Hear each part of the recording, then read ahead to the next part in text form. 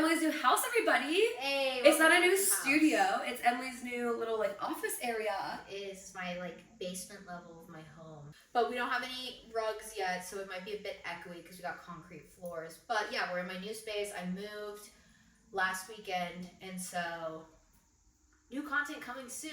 And I've had a few people request a house tour. So once I get this put together, we can do a little vlog, and part of it could be that because I love those YouTube videos. So yeah. Somebody shows me their house and like, so this is what's inside. I know. Like, or this is on the other side of the room. Like, nothing pisses me off more than the fact that I've never seen the other side of the TMG studio. I want to see what the producers are sitting in. The mystery's there. Is there a wall or is it just open? Yeah, I feel like don't know. I feel like y'all don't know the other side of our studio either. Like maybe one time. Yeah. In the hair video, but like I feel like most of the time, yeah, it's just like but it's like stuff like that. Like I love when they like reveal like the hidden part. Because it's like almost feels like you're watching a TV show and you see it feels more intimate. Like, pulled out. It feels more intimate. Yeah. It feels like, oh, I understand now.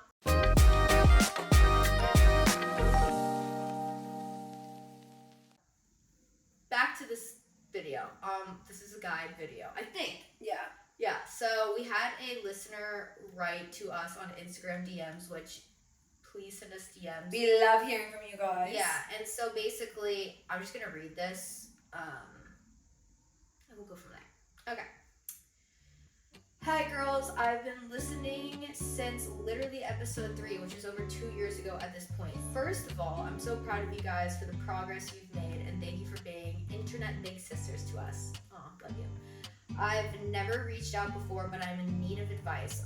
I'm in week 1 of 4 months of farrier, which is horseshoeing school. Cool. Niche, but very interesting because I do love those Instagram videos when they take the horseshoes up. It's and so then satisfying. Yeah, and really think about that because a horseshoe is literally just a giant toenail on the bottom. I'm like, does that hurt? Does it not? I don't know. Because it's I mean, just they like, say that, but like, you know. Yeah, they're not a horse. Yeah, how do they know? Okay, so she's in horseshoeing school. And I was wondering if you guys had any words of wisdom for me. How do you deal with self-doubt? How do you deal with homesickness? I miss my animals so much. How do you cope with mental, physical, and emotional exhaustion, but have to keep going? What should I remember when I reach burnout? Any other advice you can think of would be much appreciated. I need some encouragement, LOL. I know it's only day 2, but I feel so stuck. I think, okay, so this would be like my motto when I'm getting like a tattoo or lip injections or something, and like beauty is pain. Like that's what I tell myself in the moment. I'm like, beauty is pain. Like it's only like this little bit of time for like a lifetime of your like, I don't want to say happiness because like that's me being like vain of like whatever, but like it's only a little time of your life for like the rest of your life to be like beautiful and flowerful and whatever whatever like that is resonating to you. But like it's only a small amount of time that you are going to be gone, and like even if it's 2 years, like 2 years is not a long, like a lot of time in the grand scheme of life. Like 2 years goes by so fast. So like I know when she said it for 2 years, she's been listening. I'm like, damn, that's crazy. I know when you said that. Love you, queen. We love you. It's been 2 years, like it's flown by. I know, but like I just really feel like it's only a time, and like it's gonna be over, and like you find a lot about yourself in the discomfort. But yeah, no, I agree. Yeah, no, I would say the same thing. I think that a lot of times, like when things are in front of us, it always feels like the worst thing ever. But in reality, it's like you're gonna look back on it and be like, that was so worth it. Especially if it's something that you're chasing for your career and it's clearly something you're interested in, because it sounds very like, I don't think a lot of people, it's not like you're going to med school and now you're like, I don't know if I want to be a doctor. It's like, it seems like this is something you're very passionate about, because I did not even know that that was a thing. So that's awesome. So I think it would be like, I don't know, dumb of me to say, like, I don't think this is something you should pursue. You know what I mean? No, like for sure. Like, not to say like you should just push through it, but like, no, homesickness is real. It's payoff is gonna be like the risk to reward is there, and like you're day 2 in, so having those thoughts and feelings is normal. Like legit, I shit you not as serious, but when I got my cat, the next morning I woke up and I said, what did I do? You did say that. I think you texted me that. I You're regretted it. No, I think the day that you knew you had to get him, you're like, I think this is a bad idea. And now I wouldn't change it for the world. Yeah. But like change is uncomfortable, and if it's not uncomfortable, it's not challenging you, it's not changing you, it's not for you, to be honest with you. Like if it's something new and you're not scared about it, probably isn't the right move for you. But truly, like dealing with homesick and stuff, I think the best thing that we have today is like FaceTime and social media and technology, all of it. Like the way to stay connected, like you are at this point gonna have to put effort into your relationships back home, to your parents, to your siblings, to your friends, to grandparents. Like it's now on you to put effort because you left and their life didn't change. So if you are feeling homesick, like reach out to people. Don't give them a sob story. Tell them what you're doing for the day. Like make everything positive, because what I realized in doing this multiple times in my life, like moving away from friends and family, is like if you make it sad, they're gonna feel so guilty. And then like my mom specifically would like feed into that feeling that we should come home and like whatever. Like make sure it's positive so that they're giving you positive reinforcement about your decision and all those things. Because that's ultimately gonna make you feel better about it. Because I agree. My parents are the same exact way. Like anytime I complain about how expensive rent is here, or like little things, they're always like, well, if you moved home, like that, right? And I'm like, yes, you're right, but also like I know this was like a good decision for me, in the long run.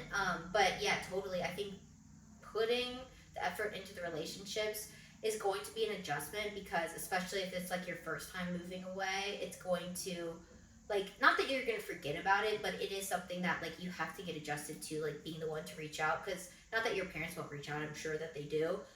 But it's an effort. You both have to put in it to get the same amount of communication. And to be honest with you, like, and this isn't to like scare you, because you're also going to be in a program with other people who are doing the same things. So you're going to be able to like create friends. You have similar interests. Like that's just going to happen as the time goes. Like you just need time on your side, to be honest. Yeah. But like moving to a new place and being in a new atmosphere is going to take months to years to adjust, to build friendships, to build relationships, to be whatever. You just have to find your new normal. You have to find a routine that works for you. And dive into yourself. Like that's literally the only thing in order to make yourself happy, because truly it took me like 2 years fully to make actual friends here. I would say the same. And like it was a year until like, not a full year until I met you, but like it was months into me living in Nashville till I met Emily. And even so, like we were friends, but like it still takes time to build that friendship and to have that person be a good person in your life, or that go-to friend. So like just know, like just give it time. Seriously, like the only answer I have for you is time. And like the sadness and the missing stuff, like it will always be there, but it gets way easier of like a feeling to manage, because you'll hit a point where, like she said, like you will make new friends and like they'll help kind of cushion that like hole that you had from your friends back home or whatever, and it does get better. But like there's gonna be a period, and it's like probably isn't what you wanted to hear, but like it's just gonna kind of be tough. It's gonna be sad, it's gonna be lonely, and you're gonna question a lot of your decisions because you don't have that buffer of like hanging out with people, or like being with your pets at home, or like talking to your mom whenever. Like it seems worse than it actually is. But know that you're probably gonna be better on the other side. Totally. And it's only a moment, and that also you are gonna find so much growth within yourself and as a woman, and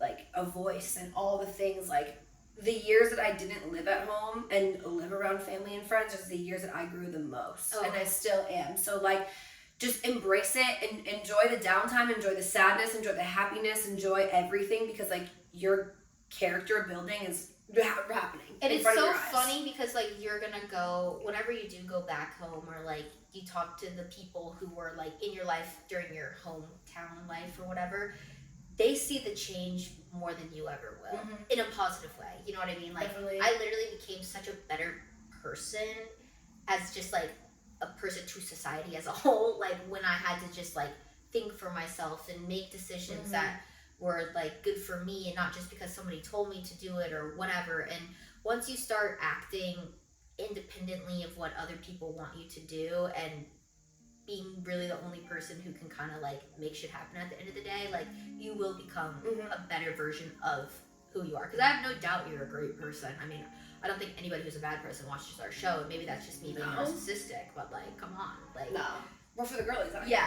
here. But if after honestly like a year, give it a good year. If after a year you still are feeling the same way and putting in effort. Yeah, that's what I'm saying. Giving it a good year, like a good college try, like year. Once you do that and it still feels wrong, then come talk to us again. Yeah. But if it starts to feel right after a year and you're like, okay, I can do this. I have people. I have routine. I have friends. I have whatever. Just remember this. Yeah, and please send us videos of you taking horseshoes off and cutting hooves because we must see. I love it when they clean the dirt out in the middle. Oh God, so love it. I love it a lot. So good. And if that's not what this is talking about, or it has nothing to do with that type of horseshoe, that's the one I know. It could mean something completely different. That's the only one I know. I'm just an idiot. Okay. Yes, but that's what I'm thinking. Anyway, but yeah, that's all I got for you. Same. So wishing you the best of luck and wishing you the best success in this career path. Yeah. With no doubt that you'll be great. We'll see you guys on Friday for the video version of the podcast. I love ya. Bye. Bye.